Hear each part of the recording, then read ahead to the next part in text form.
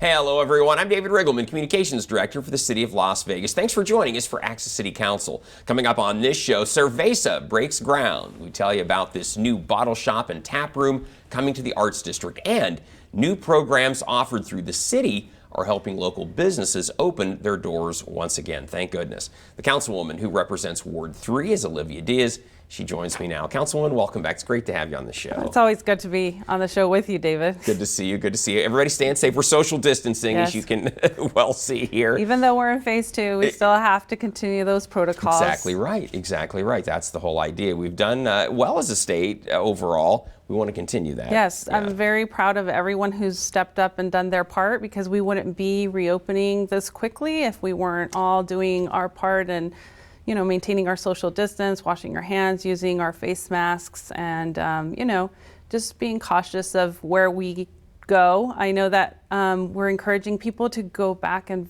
check in with their doctors. I think a lot of people were hesitant to go anywhere near a doctor's office. Their medical appointments or tend to their medical needs, but we're trying to encourage folks that it's okay, and I think all of the doctors have put things in place to make sure everybody's safe in doing so. Yeah, exactly. When you come to the doctor's office, for sure. Well, you know Ward 3 like the back of your hand. It's your area, but for those of you out there who don't know exactly where Ward 3 is located, well, we're going to show you. It's on the map right there, appropriately enough. It's the area with the 3 on it. It's the east side of the city of Las Vegas. It encompasses our downtown, our arts district. We're going to be talking about that in just a moment here. If you live in that area, work in that area, then you are in the city limits of the city of Las Vegas. And if you're a resident there, you are represented by Olivia Diaz, who's been on the council coming up a year almost now. Yes, in July. Yeah, hard to believe.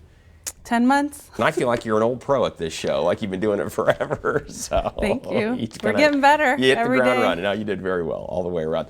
Let's jump right in here. You posted this on Facebook. You said, I'm excited to announce the groundbreaking ceremony of the new Ser-Veh-Zah bottle shop and tap room. Now, of course, if you know your Spanish, Ser-Veh-Zah means beer, but it's spelled differently, as you're going to see there. So. I think they decided to go with the phonetic spelling so that we could all appropriately pronounce the new tap room that's coming here in the Arts District. It's off of Colorado and Commerce, and there I was with my planning commissioner, Attorney Schlottman, and groundbreaking this new project, which is probably the first, David, since we had to kind of pump the brakes in March, and it's exciting. It's a bright spot, I think. It sure is. And it gives us a lot of hope that businesses will continue to open, and slowly but surely we'll get back to the stride that we were in before we had to kind of take a little hiatus. It's going to be craft beer, that kind of stuff. It's exciting, and kudos to them to open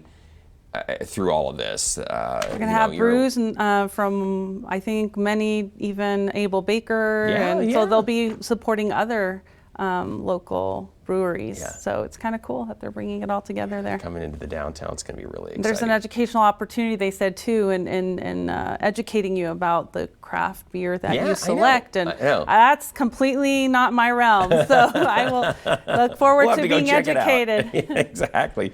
Well, good luck to them, and of course we'll keep you posted when Ser-Veh-Zah officially opens to the public out there. Councilwoman, we'll talk about this too. A lot of help in the community, people stepping up to support one another. Masks donated to seniors. The organization is called the Mask Posse, and it's through a lot of folks from IATSE, the Entertainers Union, and they're the ones that are bringing this collective effort to sew the masks, make the masks, deliver the masks. And when they reached out to our office, we thought who could use the mask the most, and right away we thought of all of the seniors vulnerable. That live. That really we need to be cautious about, and we need to take every measure we can as a city to help protect the vulnerable. And so that's why we decided to connect Nevada Hand, some also Southern Nevada Regional Housing Authority properties, and the Mask Posse to deliver all these masks to our seniors. Over 1,000 masks, I think. 1,500 they made for our efforts in Ward 3. So I'm very grateful for their support and their love of our community. Yeah, for sure. I had not heard of the Mask Posse. So see, we're all learning something here. Yes. So kudos to them. That's incredible. 1,000, 1,500 masks for the most vulnerable. That's great. So thank you, all those involved. And then the donations don't stop there. Credo, we have to tell everybody about Credo. They donated food to the Robert Gordon Plaza. This was back May 16th. Again, senior housing here as well. Senior housing, and we know that sometimes our senior population is the one that feels a little bit more apprehensive about going outside to do their own food shopping or even going to buy food somewhere. And so Credo came also wanting to help our most vulnerable, and they also extended services to Rulon Earl Mobile Park. And we're just so grateful that the food truck owner in this time was able to partner with Credo to create a very healthy and safe way to get the food to our seniors. Tell everybody about Credo if they're not familiar with what Credo is exactly. Credo is an organization that is very hands-on and looking to help pockets of the vulnerable population. So those folks that are low socioeconomic or are seniors or wherever they feel there's a need, they're jump in. Ready to and willing to help serve. And I know they helped us out in our Christmas toy giveaway in December at the East Las Vegas Community Center. They were part of that partnership, and now they're helping up in this new way. And I think part of their motivation is just to make sure that Vegas continues to help its folks because together we're stronger. Yeah, for sure. And that's very well said. And then you got in the act yourself. Here, I want to show everybody what you posted on Facebook. You said, in appreciation to the various organizations in Ward 3 serving our community, I was able to deliver 10 pallets of water to ensure we all stay hydrated during this hotter weather. And 10 pallets of water, that's a lot of water going out there to these different organizations. Yeah, but we wanted to make sure that they had that H2O, that water that's so important in this triple degree weather. I love how we're all coming together to take care of each other and make sure that those who have the least also get what they need to kind of keep their head above the water right now. Now, so many people in the community have really stepped up, you included, and it's heartwarming. This whole coronavirus has not been very fun at all for anyone, to say the least, but people have really shined through all this too. I don't know, we've always, as a city, right, we have really hard times and we kind of all band together and we come out better than ever. And I really think that this experience, this will definitely be one of those things that in hindsight we know that we're getting back to basics, we're caring about each other, we're taking care of each other, and I think that in a community that is so important. We've reconnected in those ways, that's for sure. Councilwoman, you posted this on Facebook. You said, press conference on COVID-19 and the impact on the Latino community.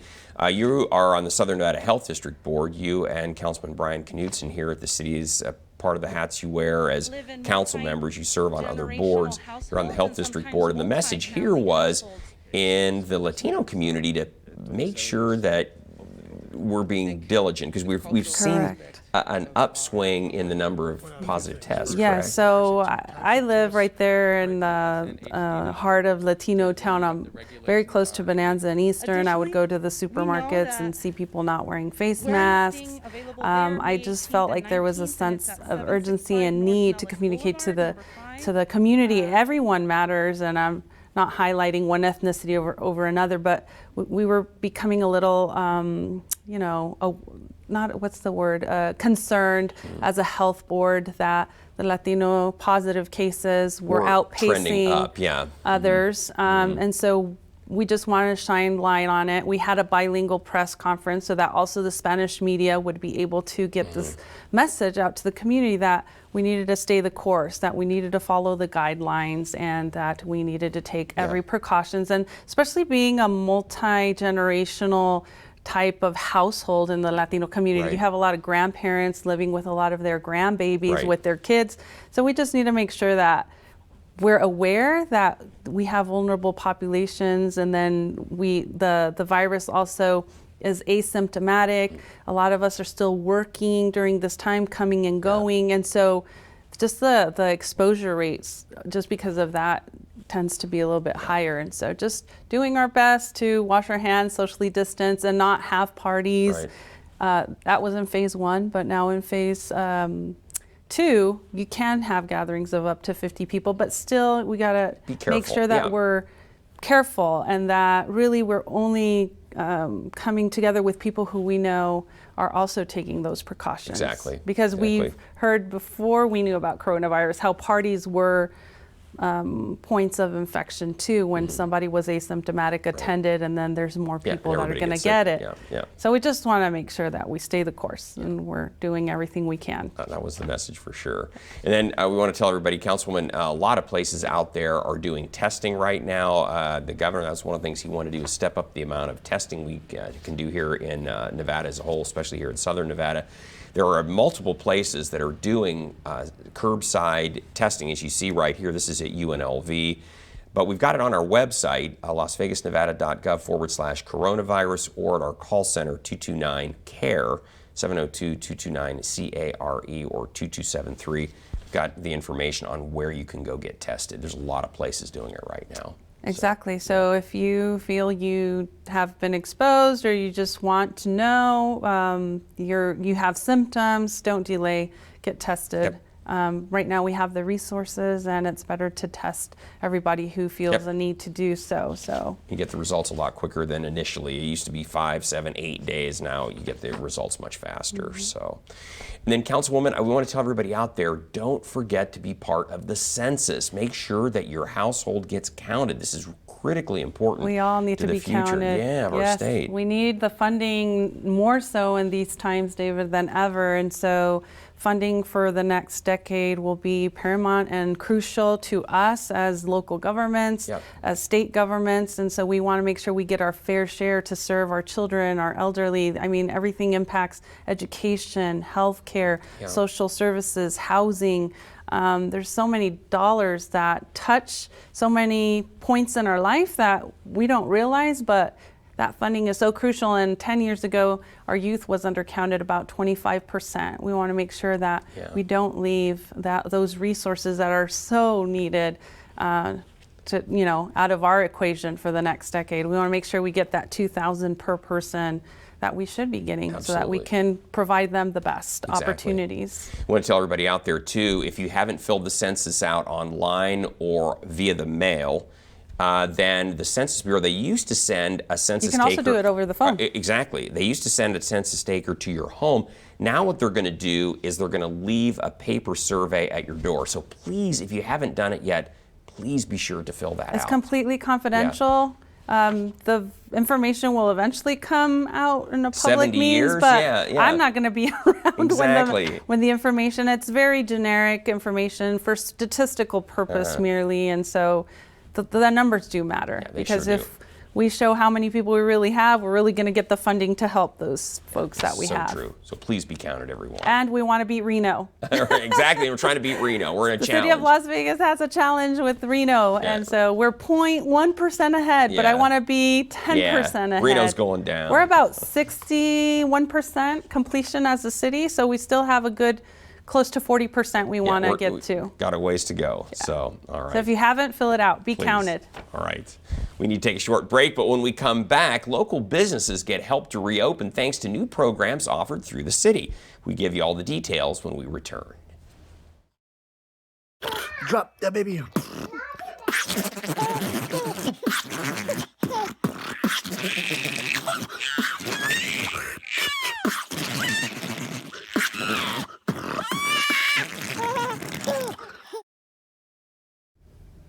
Welcome back, everyone. Businesses throughout the city are beginning to reopen safely under the governor's phased approach. With us today to talk more about how the city is helping is our Economic and Urban Development Director, Bill Arndt. Councilwoman, I know you're excited to have Bill on the program because we've got some help out there for businesses that are trying to get back on their feet, right? I do. Bill and his team have been amazing through these times. We were able to establish the Business Protection Program, but now I'm really excited that he's going to share and expand more on the new program that the city is offering as small business owners are looking to reopen and are doing so, but they need a little bit of support with all of the new protocols, with having PPE and potential splash guards between stations, etc. So, Bill, welcome. Thank you so much for being here. Bill, thanks for being on the program. We're glad you're with us. You got to tell us, first of all, tell about the program that Councilwoman just alluded to. What are we offering out there that we really want to make sure businesses are aware of? Well, thank you, David. Thank you, Councilwoman. I think this program is really important because we know a lot of businesses in our community are struggling, and the expenses that they're dealing with right now are expenses that a business, quite frankly, didn't budget for. No one planned for this. And so the thought behind the program is, how can we help businesses with their reopening expenses? And so the name of the program is called the Business Preparedness Grant Program. It's a great program, very simple. We're offering $4,000 per business that is located within the city of Las Vegas corporate limits. So your business has to be inside the city, having a physical establishment location inside the city. And other than that, we want the business to have been open since last December. So we're really helping those businesses that need to reopen.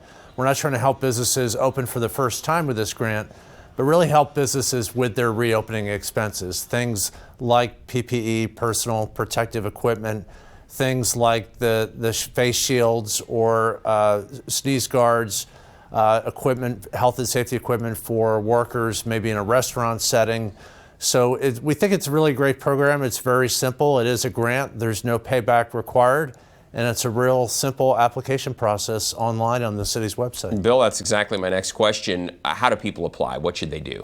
Very simple. So we made it simple to find and easy to find. If you go to lasvegasnevada.gov/reopening grant, you'll find all the information about the program, whether or not your business would be eligible. It's a simple form that you fill out online. We do require that a signed affidavit come back with the application once you have your online form submitted and in the process. But real simple, it just takes a couple minutes.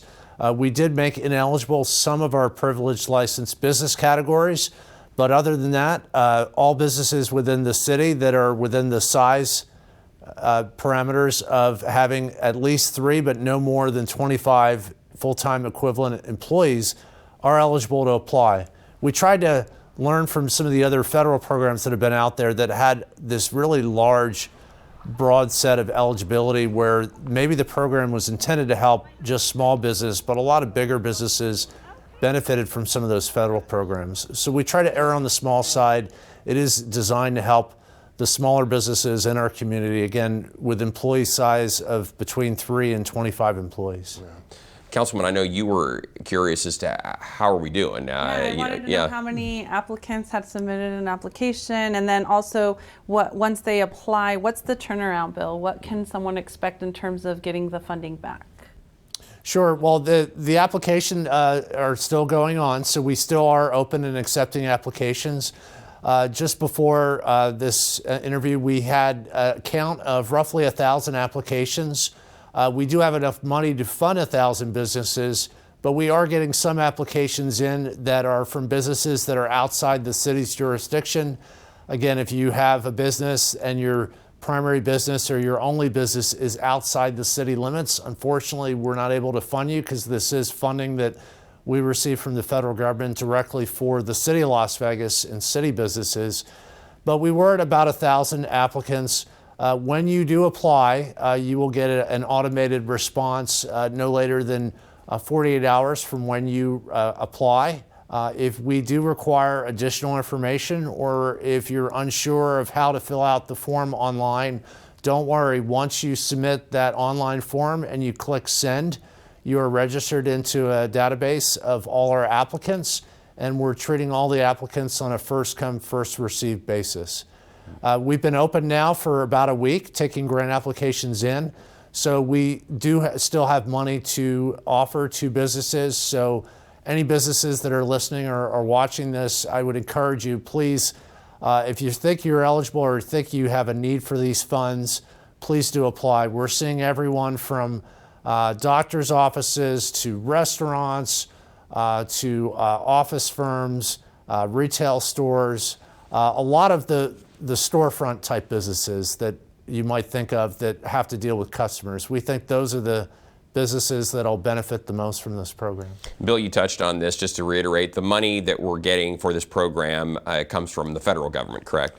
Correct. So the CARES Act, which was the first big stimulus bill, the money comes for that program. So we did set aside $4 million from the CARES Act. It's the Coronavirus Relief Fund.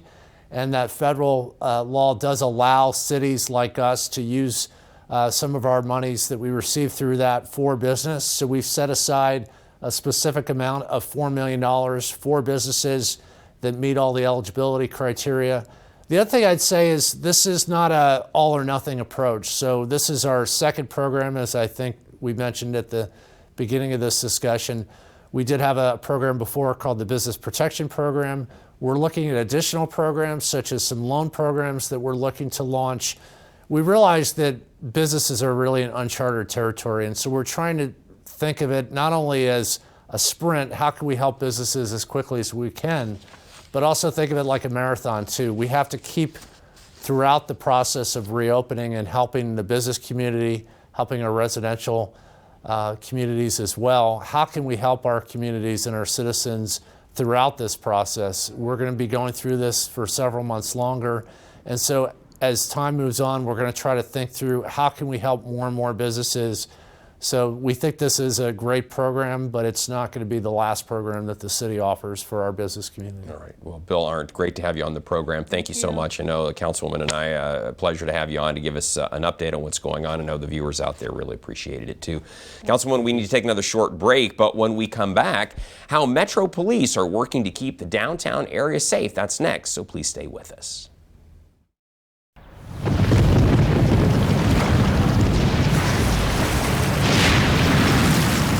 Up to 40% of businesses never recover after experiencing a major disaster. Make a plan at ready.gov/business. Welcome back, everyone. Our Metropolitan Police Department works hard to keep the downtown area safe. During this time, officers are still keeping in touch with residents through events like First Tuesday. We're happy to have with us today Captain Patricia Spencer, who's in command of the Downtown Area Command.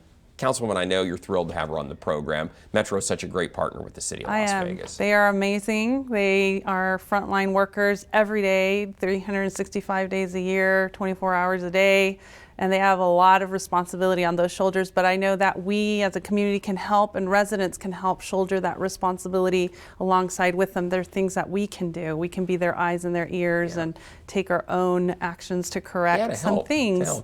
Yeah, so with that, how are you, Captain? Great. Thank you so much for having me on the program today and giving me the opportunity to promote Las Vegas Metropolitan Police Department and the Downtown Area Command. It's a great opportunity for me to really reach out to the community and introduce myself and maybe provide some information that could be useful to the community. All right, Captain, that's a great way to start. Just to kind of orient everybody, you've been on the job not quite a year for Downtown Area Command, right?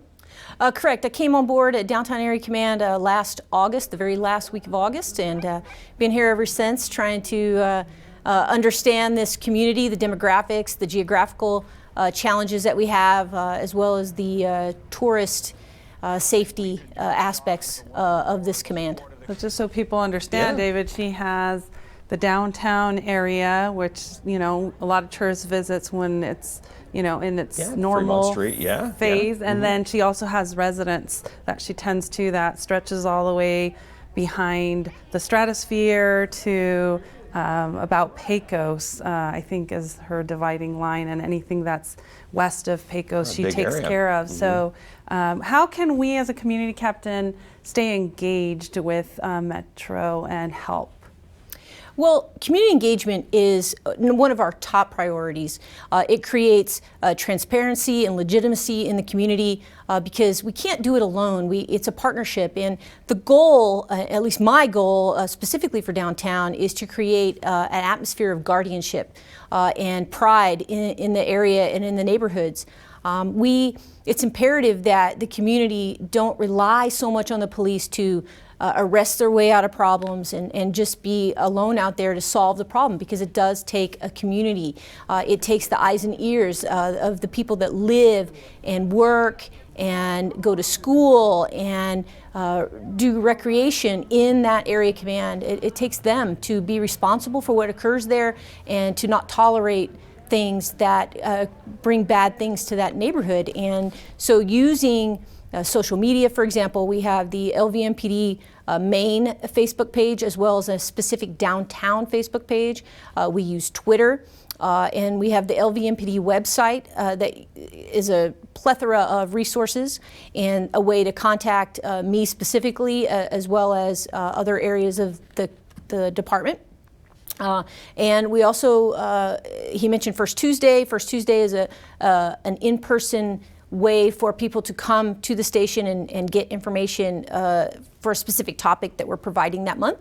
And unfortunately, with COVID, we've had to go online, which will be online probably next Tuesday, and then hopefully back in person starting in July. And that's at 6 p.m. at the Downtown Area Command. And that's a great way to come, and you get face-to-face contact with actual police officers. You can voice your opinions, you can voice your concerns, you could provide any kind of information you'd like, and we will act upon that information and do our very best to provide a very safe community that these people live in the residents of Downtown Area Command. Perfect. And Captain, I think it's really important that the residents of Ward 3 know that there's technology that also helps you and your officers do a better job tracking down activity that might endanger public safety for us. Can you speak to the ShotSpotter technology and how that's been so incredible and helpful to your troops? Yes, so ShotSpotter came online. ShotSpotter came online in October, and it has been an amazing tool for us because what it allows us to do is the technology is so intense that if it detects gunfire and it can pinpoint where that gunfire actually came from, and we're not guessing based on the sound we hear with our own ears. It actually will guide us near a perfect place of where that shot was fired and allow us to, with that quick response, we're able to either take people into custody right away or it allows us the opportunity to find evidence of that crime, which it's always a challenge without eyewitnesses. And so that's been a great tool for us to recover guns and people that are out there trying to cause harm in the community. It has been an invaluable tool for us getting guns off the street.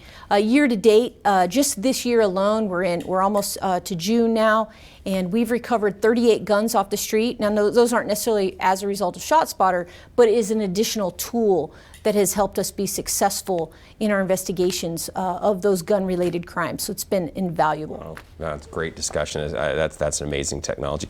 Captain, I wish we had more time to talk with you. It's a fascinating discussion. Need to have you back and give us another update from Downtown Area Command. Best of luck to you. You're already obviously doing a great job.